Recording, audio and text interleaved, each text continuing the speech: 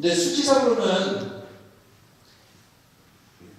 평균의 20배에서 50배 정도의 발병률이라고 그러는데 이런 사례가 없는 거예요. 어쩌다가 어느 나라에서 한 명 나올까 말까 그런 확률인데, 그런 어린아이가 암에 걸리고 갑상선암에 걸렸는데 한 지역에서 수백 명이 한꺼번에 걸릴 확률은 전 세계 어디서도 있을 수는 없는 건데, 그런데 계속해서 정부에서는요, 원전 사고의 영향이라고 볼 수 없다, 확인 안 됐다, 이렇게 얘기만 하고 있다고 합니다. 이게 요즘 사진이에요. 요 뒤에 작은 뭔가가 푸르스름한 것들이 있습니다. 이게 후쿠시마 핵발전소고요. 이게 뭔지 아세요? 핵폐기물이에요.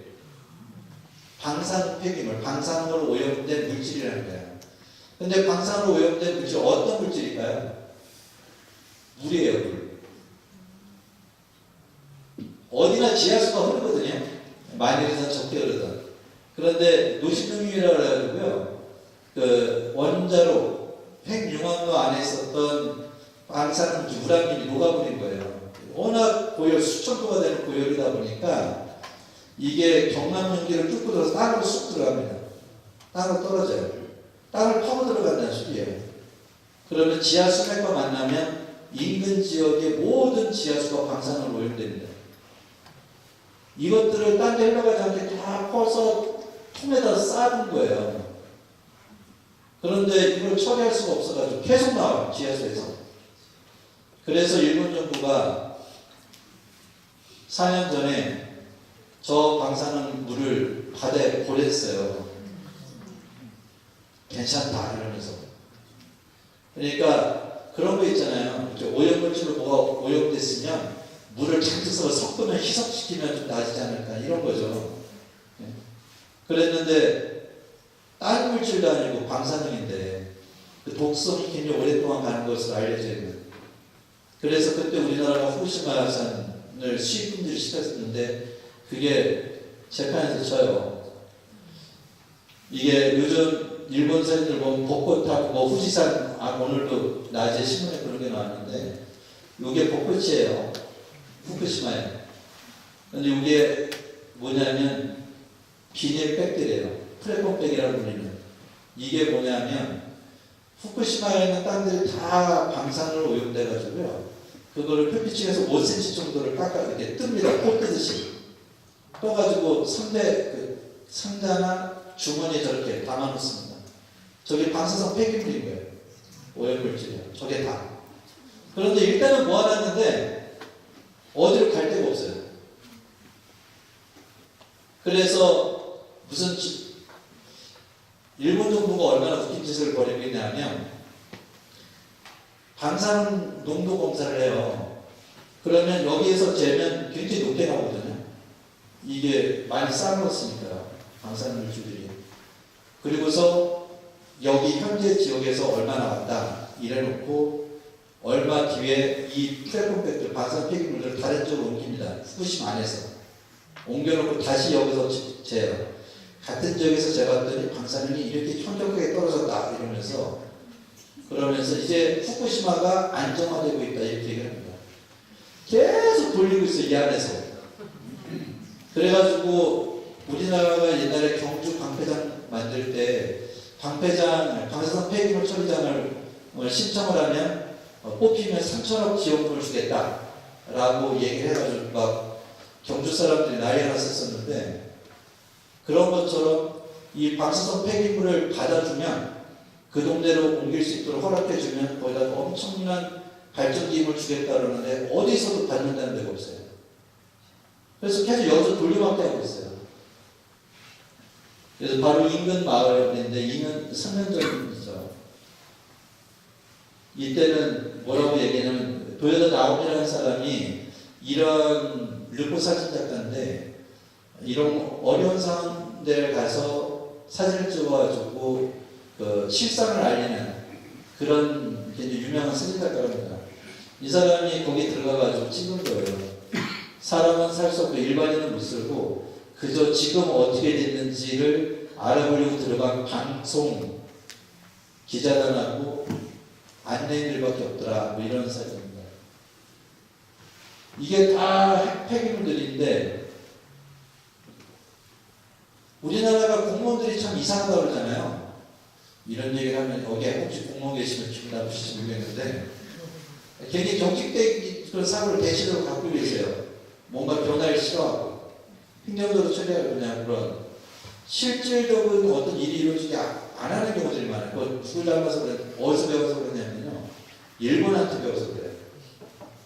일본은요, 원래 핵발전소가 화를 하면 사고가 나면 방사능이 누출되면 반경 30km 안에 있는 사람들을 소개시킨다. 없애니까 다른 데로 피난시킨다. 이런 기준이 있었어요. 그런데 그게 콤파스를 놓고 삑 굴리는 원이에요. 그런데 우리 한번 생각해 보세요. 내가 밀가루를 컵에 들고 있다가 바닥에 툭 떠뜨렸다. 그럼 그게 동심원을 그리면서 똑같이 퍼지지 않거든요. 어떤 거는 더 멀리 가기도 하고 어떤 거는 좀 가기도 멀리 안 그래요. 들쭉날쭉해요. 바람의 방향에 따라 가지고 영향을 받아 가지고 이게 방사능도 몇십 킬로 가까이 날아가기도 하고요. 피난을 가야 될 정도 위험한. 어떤 경우는 바로 몇 킬로 안 되는데도 방사능이 별로 안 떨어진 적이 있어요. 그런데 20킬로 안에만 사람들한테 보상을 해주기로 하고 30킬로, 20킬로, 30킬로 사이의 사람들은 그냥 니들이 원하면 피난가. 그럼 몇 년 동안만 보상해 지원해줄게 이런 거였어요. 그런데 웃긴 거는 방사능으로 오염된 지원인데 그 범위에 벗어난대요. 저희가 농사를 짓고 있어요. 이 옆에 방사능 폐기물들이 이렇게 있는데 이걸 해가지고 먹는 거예요. 여기는 후쿠시마 핵발전소 앞에서 사진을 항해하는 퍼포먼스를 여기에 오노마 유지씨라고 하는 남자분인 것 같아요. 이분이요, 어렸을 때 우리나라는 초등학교 시절에 핵발전소가 있는 지역 초등학교를 다니니까 핵발전소에 대해서 표를 만들어라 이래가지고 표를 지었는데 상을 받고 핵발전소 정문에 그 표가 쓰여진 거예요. 이하 씨가 쓴 표가 국민학교 때, 초등학교 때 뭐냐면 원자력은 밝은 미래 에너지 이런 얘기를 쓴 거예요. 근데 이 사람이 부부가 나와서 항의 지금 하는 이유는 뭐냐면요. 우리를 안전하다고 배우는데 실제로 그렇지 않더라. 그런데 안전한 미래 이걸 해서 요 안전하다는 문구를 지워버린 거예요. 니들 왜 이걸 줬냐? 왜 은폐하냐? 너희들이 과거에 이걸 우리한테 속였다는 것을 반성하는 의미에서 계속 나가라. 이런 시위를 하고 있는 겁니다. 우리가 이런 방사성 물질 같은 경우에는 세슘이라고 그러면 많이 들으셨죠? 이 세슘이 반감기가 30년이에요. 반감기 30년이라는 소리는 독성이 반으로 줄어드는 걸 의미합니다. 이 얘기는 반감기가 얼마큼 반복되어야 안전하냐면 10번 이상 반복되어야 돼요. 그러니까 제일 많이 오염된 게 세슘이거든요. 최소 300년 정도는 지나야 아주 깨끗한 나라가 된다는 소리예요. 일본은요. 그런데 지금 일본은 인정하는 순간 문제가 생기니까 살 수 없기 때문에 그냥 애써 외면하고 살아요. 정부는 끊임없이 문제를 은폐하려고 하고요. 지금 일본 왕실이요, 천황, 이번에 왕이 바뀐다고 그러잖아요. 바뀌었잖아요. 근데 이 왕실을 지금 이전하려고 하는 계획들을 검토한 적이 있어요. 계속 화면인지 모르겠는데 도쿄 직하지진이 쭉 아래 위로 떨어지는 이 지진의 위험 때문에 왕실의 일부를 옮겨서 왕실의 혈통을 보존해야겠다라는 명목으로 오사카를 옮기려고 그랬대요. 그러니까 그 왕실을 2개를 둔다는 소리죠. 집안을 2개. 그런데 실질적으로는 방사능 때문에 위험하니까 왕실의 혈통만이라도 안전한 수조로 옮기자 이런 논리였었대요. 그런데 지금 우리가 우라늄, 이 우라늄이요, 반감기가 45억 년, 그러니까 독성이 없어지면 450억 년 있어야 돼요. 근데 이 우라늄이 핵발전소의 연료예요. 이걸 핵융합을 시켜서 고열이 일어나고 난 다음에 에너지가 발생하고 난 다음에 쓰레기가 3년에서 5년 정도를 쓰고 난 다음에 쓰레기가 뭐냐면 플루토늄입니다. 핵발전소에 나오는 쓰레기의 플루토늄이에요. 그러니까 핵폭탄의 원료가 되는 거죠. 그래서 많은 나라들이 핵발전소를 가지려고 해요. 연변 핵시설 얘기를 하잖아요. 북한에. 그게 그냥 뜬금없이 그냥 핵폭탄을 만드는, 재료를 만드는 장소가 아니라 우리가 여기 핵발전소인 근데 우리는 거기는 연변 핵발전소에서는요 얼마 안 나와요. 규모가 너무 작아서. 그런데도 무기화하니까 굉장히 뭐 10몇 개가 있을 거다, 20개가 있을 거다 이런 소리 하고 있는데, 그런데 우리나라는 매년 800톤 정도의 플루토늄이 나와요. 지금 당장 미국이 허용을 해주면 수년 내에 수천 개 핵폭탄을 만들 수 있는 재료를 갖고 있다는 소리예요. 이런 사람은 아싸 우리도 핵무기 만들자 이러실지 모르겠는데 그만큼 위험한 거예요. 근데 이 플루토늄이 고중의 핵폐기라고 그러는데 이것의 반감기가 24,000년입니다. 이 소리는 24만이 지나야 안전해진다는 소리예요. 그러니까 우리는 핵발전소가 사고가 나지 않는다 할지라도 그냥 과학자들은 10만 년 이상 안전하게 보관해야 된다고 했지만 인간의 손길이 닿지 않고 지하수가 흐르지 않는 통한반 지역에다가 최소 10만 년, 20만 년 정도를 보관해야 된다는 소리예요. 그런데 인류가 문명을 이루고 산 지가 10,000년 정도밖에 안 됐어요. 그런데 20만 년 뒤에 어떤 일이 벌어질 거라고 생각해요? 10,000년 전에 있었던 건물이 아직까지 있는 건물이 아무 데도 없어요. 흔적만 남아있을 뿐이지. 체르노빌에서, 우크라이나의 체르노빌에서 핵폭탄이 퍼지고 난 다음에 방사능이 피폭되던 아이들이나 이후에 피폭되는 엄마의 뱃속에 있다가 방사능에 오염된 상태로 태어난 아이들의 모습이에요.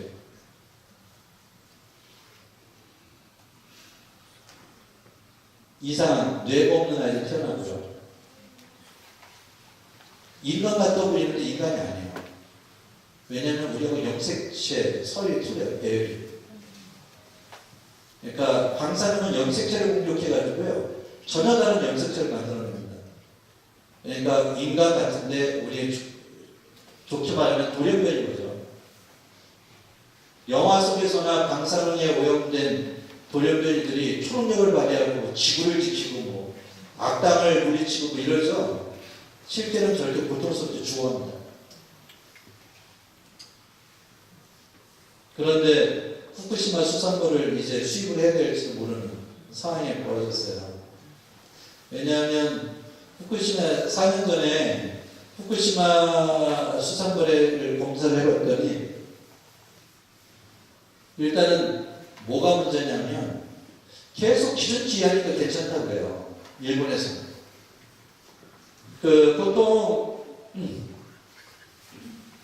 어떤 물질이 독성 물질이 있으면 아까 단치나 홍합이나 굴 이런 것에서 미세 플라스틱이 나온 것처럼 가장 작은 생명체들이 먼저 그런 독성 물질을 먹게 돼요. 그런데 그보다 좀 큰 생명체가 그걸 또 먹게 되죠. 먹이사슬 때문에. 그런데 인간은 고래까지 먹는 존재들 있잖아요. 현재 지구 생태계에서 최상의 포식자가 인간이에요. 그 소리는 독성 물질들이 가장 농축된 존재가 바로 인간이라는 소리예요. 그만큼 많은 것을 먹기 때문에. 이런 것들에 의해서 식물 플랑크톤을 동물 플랑크톤이 먹고, 그 다음에 조그만 물고기가 먹고, 그 다음에 더 큰 물고기가 먹고, 이것을 인간이 먹고, 뭐 이런 먹이사슬이기 때문에 어느 생태계가 오염되어 있으면 그게 위험하다는 거죠. 실제로 일본에서 방사성 물질 검사를 해봤어요. 그랬더니 자주 등장하는 방사물질 때 검사에 등장하는 건수들이 굉장히 많이 나와요. 일본에서 조사한 거예요. 그런데 우리나라는요, 하도 일본보다 극성을 떨어가지고요, 핵발전소 반전동하는 사람들이 극성을 떨어가지고 정부가 우리나라의 그때 그 식품에서 방사능에 오염된 식품을 걸러낼 수 있는 그런 장비가 전국에 4개밖에 없었어요. 정부 기관에 하나 있고 굉장히 그 큰 대학교에 3군데가 있었는데 그거를 빌려가지고 식품 검사를 했었는데 각 대학 기관에서 그러는 거예요. 우리 학교에서 검사했다고 얘기하지 마세요. 그러면 만약에 밝혀지면 연구비 지원이 안 된다는 거예요. 그래가지고 2012년, 13년에요. 반핵운동, 탈핵운동 하는 사람들이 성금을 모아가지고 1억 5천만 원짜리 기계를 샀어요. 그래서 녹십자병원에 놔두고 검사를 하고 있어요.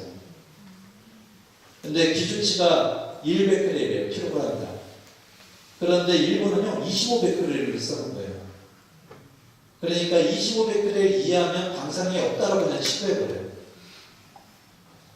그러니까 우리나라 정도 기준으로는 엄청나게 많은 수산물들이 방사능에 오염됐다가 나올 텐데 걔네들은 너무나 허술하게 한다는 거죠. 일본은. 그리고 수출을 해요. 그래가지고 우리나라가 이런 것들이 걱정스러워지자 후쿠시마 인근의 해역에 대한 수산물을 수입 금지했었는데 그랬는데요. 보고서에 따르면 그래요. 우리가 수입 금지적으로 정한 곳에서 생산된 수산물 중에 7.3%가 그러니까 9,200개 중에 680개 7.3%는 굉장히 적은 것처럼 보이지만 굉장히 많은 경우가 방사능이 오염된 걸로 조사가 되고 있어요. 근데 다행히 후쿠시마 이외 지역, 다른 인근 지역이 아니면 이 수치가 굉장히 형편이 떨어진다는 소리예요. 그러니까 일본 내에서도 그렇지만 우리나라 같은 경우에도 후쿠시마산 수산물을 먹지 않을 당연한 권리가 있는 것처럼 조심해야 되는 것처럼 생각이 되어지는데 WTO에 제소를 당했어요. 왜 안전하다 그러는데 왜 수입 안 하냐. 수입하는 걸 정당한 이유 없이 국가가 금지하면 안 돼요. 소비자가 안 사는 걸로. 우리나라 국가가 금지를 했거든요. 그런데 1심에서 패소하고 2심도 거의 패소할 그런 수준이라고 해요. 왜냐하면 박근혜 정부 시절에 후쿠시마의 조사단을 딱 한 번 파견했어요. 가서 그냥 둘러보고 왔대요. 그리고서 아무 활동도 안 했어요. 근데 그때 한참 반핵운동, 탈핵운동을 많이 했었던 때거든요. 핵발전소 반대운동. 사람들이 방사능의 위험성을 알게 되면 핵발전소도 위험하다고 멈추라고 그럴까봐 아무 안 무대응을 일관하는 거예요. 그래서 소위 말하면 그런 거죠. 재판정에 나가는데 저쪽 민사소송이 걸렸는데 저쪽 변호사는 계속 뭔가를 자료를 갖다 드린대요. 우리는 자료 없습니다. 자료 없습니다. 이런 거예요. 재판에 나가지도 않았대요. 우리나라 관료들이. 당연히 재판에 지겠죠. 그런데 후쿠시마산이 들어오면 왜 안 되는지 아세요? 우리나라 사람들 굉장히 똑똑해가지고요. 후쿠시마산 써있으면 안 먹어요. 진짜로요. 그런데 어디로 다 사라집니다. 일본산 수산물 사 드세요? 마트 가서? 일본산 수산물 엄청나게 수입이 돼요. 근데 다 어디로 사라져요? 어디로 사라질까요? 오뎅 만든 데로 사라집니다. 국산으로 중갑해서 나요. 오뎅은 우리나라에서 만들었으니까요. 어묵은.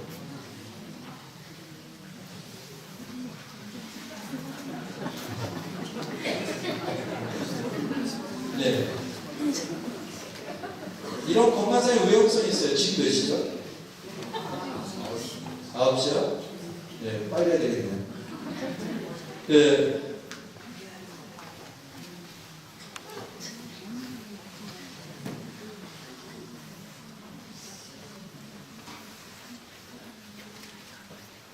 이런 방사성 물질, 방사능 오염 물질에 대한 걱정 때문에 그러는데 계속 정부하고 그 핵발전소를 운영하는 주체인 한전이나 그런 핵산업계의 사람들은 그래요. 굉장히 그 첨단 시설이고, 그러니까 방어벽도 1m 넘는 철근 콘크리트로 만든 어지간한 미사일과 포탄에도 뚫리지 않을 정도로 단단하게 지은 거니까 방사능에 오염될 안전이 뭐 위험을 받을 상황이 아니다, 걱정하지 마라 뭐 이럽니다.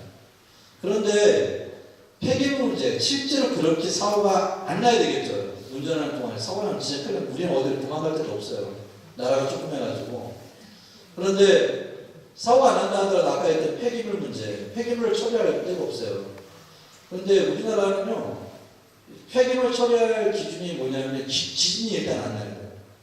지진이 난다 할지라도 지진에 전혀 영향을 받지 않는 수백 메타 깊이의 통안반이 있어야 돼요. 그리고 지하수가 흐르지 않아. 아까 지하수 오염물질 이렇게 흐르면 안 되니까. 그런 데가 우리나라에 남한에 딱 두 군데밖에 없어요. 있긴 있어요. 옛날에 부안 방패장 사태가 벌어졌을 때 서울대학 교수 하나가요, 관악산에다 진짜 그랬어요. 왜 웃으세요? 미신문 같죠? 그런데 실제로요, 관악산절, 서울대 뒤에 관악산절이에요. 과천에서 보면 이렇게 좀 넘어가면 저 넘었죠. 거기가 통안반이에요, 지하가. 거기 말고는 학교가 없어요. 또 한 군데가 있어요. 어딘지 아세요? 청와대 뒷산, 인왕산자리에요.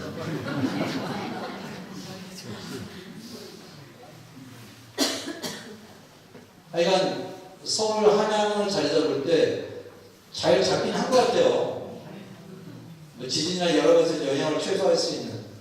그 옛날에 그런 땅을 어떻게 구했는지 모르겠는데, 네. 그런데 서울 한복판에 인구가 1000만, 주변에 뭐 100km 이내에 거의 2,500만 명 이상이 살고 있는 이런 데다가 저런 위험한 시설을 짓겠습니까? 그러니까 지진이 안 난다고 소리만 계속해요. 어설픈 땅에 갖다 묻어놔도 지진이 안 나면 되지 않냐, 뭐 이런 소리 하고 있어요. 그런데 우리나라가 지진이요, 역사 지진이라고 그러는데 역사책에 국가기록에 등재되어 있는 여러 기록에 무슨 이상한 현상들, 기상재해 이런 것들을 표현한 글들이 있어요. 그러니까 그런 것들을 분석해 보니까 이게 지진이더라. 그런데 용도 수준 표현을 보니까 진도 몇인 것 같다. 이렇게 예측을 합니다. 과학자들이요. 그런데 우리나라요, 2000년 사이에 서기 2년부터 1904년 동안 2000회 이상의 지진이 있었어요. 그리고 진도 5 이상은 400회 이상의 지진이 있었거든요. 엄청나요. 심지어는 후쿠시마를 흔들어놨던 비슷한 급의 내륙 지진이 진도 8 이상이 15번이나 있었답니다. 지진은 안전지대가 아닌 거예요, 우리나라가. 보통 300년에서 500년 사이에 그런 큰 지진이 있었다는데 이제 날 때쯤 됐대요. 이게 무슨 일이야. 교황님께서 그러세요. 사람들이 자꾸 성속불이라는 걸 얘기합니다. 거룩하게 살았어. 거룩한 것하고 속된 것을 좀 띄어놔야 된다 이럽니다. 그래서 세상에서 벌어지는 일들엔 교회가 신앙인이 관여하면 안 된다. 우리는 고고하게 살다가 그냥 구원만 받으면 된다 이렇게 생각하는 경향들이 있어요. 그런데 실제로요, 성경이나 혹은 교회의 가르침은요, 성속일치를 얘기해요. 성화시키는 걸 얘기합니다. 우리가 복음을 전한다 얘기하잖아요. 그건 바로 세상을 거룩하게 바꾸는 거예요. 그러려면 세상에서 벌어진 수많은 것들을 신앙의 눈으로 이해하고 해석할 수도 있어야 돼요. 그리고 그거에 대항할 수 있어야 됩니다. 그렇지 않으면 바보같이 살다가 멸망할 수 있다는 거예요. 주님께서 그러세요. 주님 한다고 다 하늘나라 가는 게 아니더라고요. 그럼 어디 갈까요? 어두운 곳에 내쫓겨가지고요, 이를 갈면서 운다는 표현이 나와요. 그 어두운 데가 어딘지 아세요? 지옥을 얘기해, 지옥. 근데 여러분들 보세요. 나쁜 짓 하고 지들끼리만 알아서 살았던 사람들이 지옥 간다면 이해하겠는데, 규모금 냈죠. 매출마다 헌금 냈죠. 중간중간 무슨 일 누가 후원해달라고 후원금도 냈죠. 네? 가끔 어떤 분들은 또 혼자서 고생한다고 신부 밥 사준 적도 있어요. 이런데 어느 날 봤더니, 야, 너는 무늬만 신앙인이지, 너 할나라 뭐다, 이러면 얼마나 억울해요. 애신한테 그렇게 못 가게 살았다면 모르겠는데, 교회에서 이런 환경 문제나 여러 사회 문제에 관심을 갖는 이유는 바로 우리 신앙인들이 삶을 살아내서 구원의 여정을 걸어가야 될 그 공간이 세상이기 때문에 세상에서 벌어지는 일을 하나님의 뜻대로 이해하고 문제를 풀어야 되기 때문에 관심을 갖는 겁니다. 교황님께서는 그것을 양떼수로 들어가라는 이런 표현으로 대신하세요. 양들의 냄새를 묻히라고 그러죠. 말발동으로 다른 이들의 일상생활에 뛰어들라고 그랬어요. 인간의 삶을 끌어안고 다른 이들 안에서 고통받고 계신 그리스도의 몸을 어루만지라고. 이것이 바로 성체성사의 시대를 살아가는 신앙인들의 본 모습이라는 거죠. 이렇게 되려면 해야 될 한 가지 인정해야 될 게 있어요. 뭐냐면 우리가 하나님이 아니라는 사실을 인정해야 된다는 겁니다. 여러분들은 하나님이세요? 하나님이라고 생각해 본 적 있으세요? 네, 용인 정신병원 가야 하실 거예요. 그런데 사는 거는 하나님처럼 살잖아요.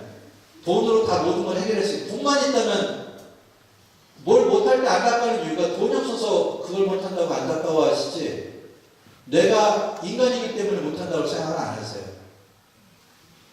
지금 현재 벌어지는 수많은 환경 문제, 지구온난화에 따른 기후변화나 플라스틱 문제나 생태계의 어떤 여러 문제들, 그리고 핵발전소 문제나 또 다른 문제들, 사회 문제들은요, 다 마치 더 많이 쓰면 행복한 것처럼 착각하고 살았던 삶의 방식 때문에 그런 거예요. 이것은 내가 주인인 것으로 생각하고 살았다는 거예요. 이걸 신학적으로 표현하면 인간이 자기가 하나님이 아닌데 스스로를 우상화해서 하나님처럼 살았다는 거예요. 그것을 깨닫고 부인할 때부터 변화가 시작이 된다는 거예요. 그래서 이런 것들을 바꾸려면 새로운 생활 예식을 선택해야 되는데, 그러려면 신자들이 그런 것들을 지금처럼 사회 현상을 어떻게 이해해야 될지를 교회가 가르치기 시작해야 된다는 거예요. 그런 기회가 자꾸 늘어나야 된다고. 교황님은 회칙에서 그런 얘기를 해요. 당신한테 꿈이 있대요. 무슨 꿈이 있냐면 전 세계 모든 신부를 만드는 교육기관에서, 우리는 신학교죠. 신학교에서, 모든 신학교에서 생태영성, 환경을 가르치는 그런 때를 꿈꾼대요. 그게 당신의 희망사항이에요. 여러분들 교황님이 한마디 하면 다 뭐가 이루어질 것처럼 보이죠? 아유, 안 그래요, 전혀. 그래도 저런 얘기라도 해주시는 거 얼마나 고마워요. 뭘 해야 될지 아니까. 근데 교황님은 그러세요. 우리가 문제성을 인식하는 이 순간이야말로 은총이 때라는 거예요. 우리가 잘못된 것을 깨달았다는 거는 이게 죄를 졌다는 걸 의미하지만요, 회개할 기회를 얻게 된 거예요. 회개라는 거는 고해소 안에서 들어가서 뉘우치는 것만 회개가 아니라 바로 내 삶을 하나님께로 향하는 방식으로 바꿀 때가 바로 회개라는 겁니다. 이제 그 회개는 바로 성령의 이끄심, 성령의 은총이 있을 때만 가능한 것이기 때문에 바로 이때야말로 은총의 때라는 거예요. 아, 이게 잘못됐구나. 그러니까 뭔가 좀 바꿔보자 하는 이런 생각이 있을 때, 이럴 때 우리가 할 수 있는 가장 도덕적인 행위, 윤리적인 행위가 바로 물건을 사는 거예요. 선택할 때.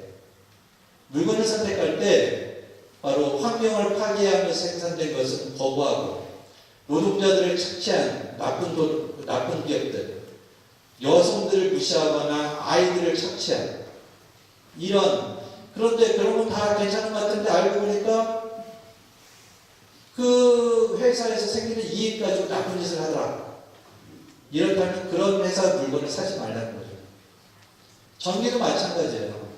물품도 이렇게 플라스틱이나 일회용품을 안 써야 되는 것은 바로 우리가 자꾸 그런 걸 무분별하게 쓰는 습관을 갖고 있다 보니까 계속 돈이 되는 일에 기업이 투자를 하는 거죠. 근데 우리가 거부하기 시작하면, 지난번에 제가 스타벅스를 엄청 싫어하는데 저희 후배 신부가 형 저기 상품권 중에 스타벅스 이용권이고 뭐 하나 누가 쓰겠대요. 그러니까 이거 써야 되는 거 가져요. 어쩔 수 없이 끌려갔는데, 근데 무슨 용내를 하는데 빨대가 무슨 공유 같은 걸 만들어가지고 먹어도 된다 그러면서 땅에다 묻어주면 이렇게 썩어 없어지는 그런 빨대를 만들었더라고요. 스타벅스가 있긴 한데 제 개인적으로. 왜냐하면 스타벅스가요, 인종차별도 많이 하긴 하지만 거기서 생긴 수익금 가지고요, 유대인 정착촌을 확대하는, 그러니까 팔레스타인 사람들을 탄압하는 비용을 내고 있어요. 스타벅스 회장이 굉장히 완전히 골수 유대주의자거든요. 그러니까 여러분들이 스타벅스 커피를 먹으면 팔레스타인 사람들한테 폭력을 가하는 거예요. 그러니까 그런 걸 알게 되면 바꾸라는 소리예요.